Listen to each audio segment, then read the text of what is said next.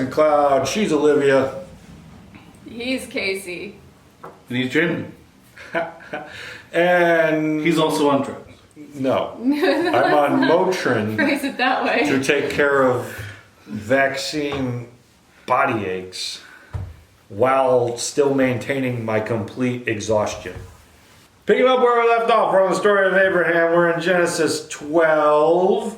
Now there was famine in the land, so Abram went down to Egypt to sojourn there. The famine was severe in the land. When he was about to enter Egypt, he said to Sarai, his wife, and also his half-sister, just to clarify, I know that you are a woman, beautiful in appearance. Sorry, I should have finished that sentence. I know that you are a woman, beautiful in appearance. And when the Egyptians see you, they will say, this is his wife. Then they will kill me and will let you live. Say you are my sister.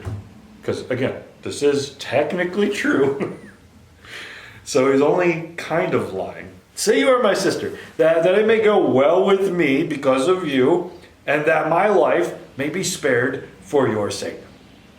When Abram entered Egypt, the Egyptians saw that the woman was very beautiful.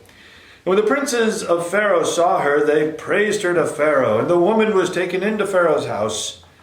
And for her sake, he dealt well with Abram. And he had sheep, oxen, male donkeys, male servants, female donkeys, and camels. Okay, all right, pause. If you're not paying attention to, like, if you're like, oh, weird, strange cultures, holy Abraham was kind of a strange guy. Like, if that's the way that you read it, like I did when I was a kid, because I'm thinking Abraham's like the guy who gets things right, because he's the father of the faith, if you will, right? Because he's like almost perfect. Not perfect, but almost perfect. Well, that's the way it's made out to be. This passage is not speaking well of him. Tell me, how did he get sheep, oxen, male donkeys, male servants? How did he get all this stuff? By letting his wife be taken into Pharaoh's house. Yes, by telling his wife, look, you're really hot and I'm afraid like people are going to kill me to take you. And I know your life is important, but like me, like I just need you to pretend we're not even together. They're going to take you. You're probably going to have to like have sex with them. I don't know how demeaning they'll, like they're princes and what, like just whatever. Like Abraham has not done a good job here, okay? Like he's not concerned about his wife and what she's going to go through. He's concerned, first off, with himself, and even realizes he might get something out of this. Did you catch that? Like, things may go well with me because of you. That my life may be spared for your sake. And it does go well. And for her sake, he dealt well with Abram. And he had sheep, male donkeys, male servants, female donkeys. Like, he's got both, so he can keep making more donkeys and probably servants as well. Like, he got a lot from Pharaoh. Because Pharaoh is like, The Pharaoh. Yeah, well, he's honoring the family that he's just marrying into, unaware that this is his wife. He's taking her out of his marriage, and they're lying to try to, like... Survive, yeah. But was he ever in danger in the first place? I mean, so let's just ask for ourselves. I don't know. He seems to have made the decision to do this before actually entering the land to know if there was any danger. It's true. And if they were in danger, it seems like the right thing to do would have been protect your wife. Something like that. Yeah, I would agree. And I think the Bible agrees as well. He done mess up. I mean, I'll say that. Apparently he was right. His wife was very beautiful and they wanted her. But did it ever say that they were going to like rip her out of his arms or anything like that? We don't see that. Here's what happens due to the stupidity of Abraham. The Lord afflicted Pharaoh and his house with great plagues because of Sarai, Abram's wife. So Pharaoh called Abraham and said, "What is this you've done to me? Why did you not tell me that she was your wife? Why did you say she is my sister, so that I took her for my wife? Now then, here's your wife. Take her and go." Pharaoh gave men orders concerning him, and they sent away with his wife and all that he had. So Abraham gets to keep all the stuff. Abraham gets to get back his wife. And how did Pharaoh react? He gave the wife back and said, "Why didn't you tell me it was your wife?" His assumption that they thought he was beautiful and would like to marry her was correct. His assumption that they would do such a thing, kill him and take his wife, Not correct. tell me, who seems like the more honorable person in this passage? Because this actually might be a big point to make right here. Are the Egyptians, who will later torment and afflict Israel in this passage, are the Egyptians the good guys? Or is Abraham the good guy? Well, it's not Abraham. Yeah, I would actually say that it's probably I would guess right here, part of the intent of the Bible that they're trying to show you is like, you know, the Egyptians who we suffered at their hands and were their slaves and they forced our children into abortion and all these kinds of things. Well, look at this passage. They were more honorable to Abraham than Abraham was to his wife. They were more honorable than Abraham's wife. So they're surprised that Abraham had done this, and we just can all stop and be like, wow, okay, that was messed up, Abraham. At least you'll never do that again. Now let's turn to when he does that again in Genesis 20. Abraham journeyed toward the territory of the Negev and lived between Kadesh and Shur, and he sojourned in Gerar. I didn't need to read that sentence. And Abraham said of Sarah his wife, "She is my sister." And Abimelech, king of Gerar, sent and took Sarah. But God came to Abimelech in a dream by night and said to him, "Behold, you are a dead man because of the woman whom you have taken, for she is a man's wife." Now Abimelech had not approached her. In other words, they probably hadn't had sexual relations yet. Guessing is what that meant. Let's check the note I put in. Yes. Okay, they haven't had sex yet. So he said, "Lord, will you kill an innocent people? Did he not himself say to me, 'She is my sister'? And she herself said, 'He is my brother. In the integrity of my heart and the innocence of my hands, I have done this.'" So this is He's a king. He's a king. Same thing has happened. They move into a new town. He's afraid. His wife's too attractive. He'll be killed. So he sells her out, basically. And the king takes her. Sells her out was not the right expression. I see what it is. Well, I mean, selling her out, I mean, does that mean Abram was kind of the first pimp? We don't know if he was the first, but he definitely was one. I mean, there's that kind of thing. Sorry. But see, that right there, we usually read this and we're like, so here's an example. When I read this, what I took away as a kid, because I'm reading this ancient book trying to understand it, right? What I took away as a kid was, the way I read this story, he gives his wife over and God blesses him out of that. Like, I know that sounds messed up, but God steps in. He's like, "No, don't do this," and then he gets to keep all his stuff. Like, these are part of Abraham's. Like, he's got a lot of stuff. Why? Because he keeps doing bad things, partially. So in this case, like as a kid, I'm reading that. I'm like, that's the Lord works in mysterious ways, I guess. Like that's. I'm trying to process it, right? I read this now as I'm older. I'm like, wait a minute, could you imagine anyone doing this? And then, what is God doing? He's actually like stepping in all the time, like, Abraham, David, Stop doing this. Stop giving your wife to people. Keep your wife's sister to yourself. And so, God steps in, but he also lives, like Abraham gets to live with the beneficial consequences, not because God gave it to him, just that's the way, like, the Pharaoh in the first story, like, you keep your stuff. Like, I'm afraid of what we've done. Just keep it. Get out of here. Like, we don't want to do it. And we see the same thing with this guy. Was he going to steal his wife? No. He sees God show up in I think it was a dream, right? A dream by night. God shows up. He has a dream. And he's like panicked. Like, I wouldn't do this. Oh, what have I done?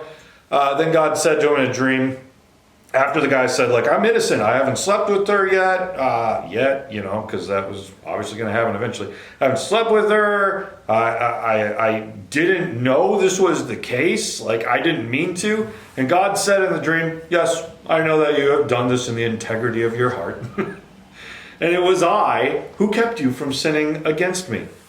Which is a curious expression. Like, in some way, it seems like God had prevented them from having sex in some way. So I don't know how that was. I see where you're going.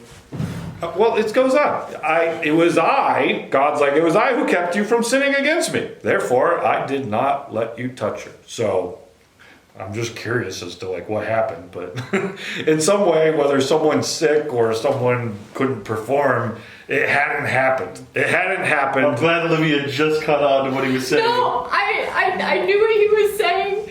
Just I don't think I even know what I'm saying. Gonna be. There's a wider gamut as to plenty of ideas that whatever the case could be, sex didn't happen because God prevented it. Because God was looking out for Abraham's stupidity, for Sarah's abuse, and for this guy's integrity who had no idea what he was getting involved in. Therefore I did not let you touch her. Now then, return the man's wife, for he is a prophet, so that he will pray for you, and you shall live. But if you do not return her, know that you shall surely die, you and all who are yours. So like, God, you have a dream like this, you're going to wake up the next morning like, take her. Like, and that's what he does. Abimelech rises early in the morning, called his servants, told them all these things. And the men were very much afraid. And then he goes, and he's like, I've sinned against you. And how have I sinned against you that you have brought this on me and my kingdom a great sin? Like, this guy's offended. Again, we're thinking Abraham's the holy guy, and that the foreigners of the lands that he's going into are like the bad ones. And the Bible's doing a flip-flop on us here. It's like, who's really the guy who's fallen short again? Abraham.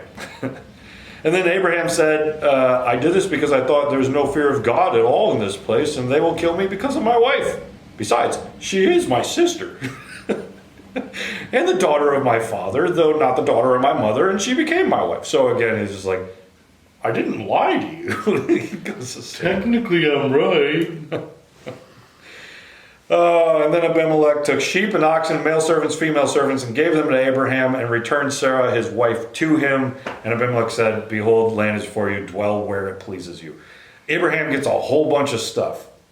And again, younger Jamin looks at that as like, God blessed him.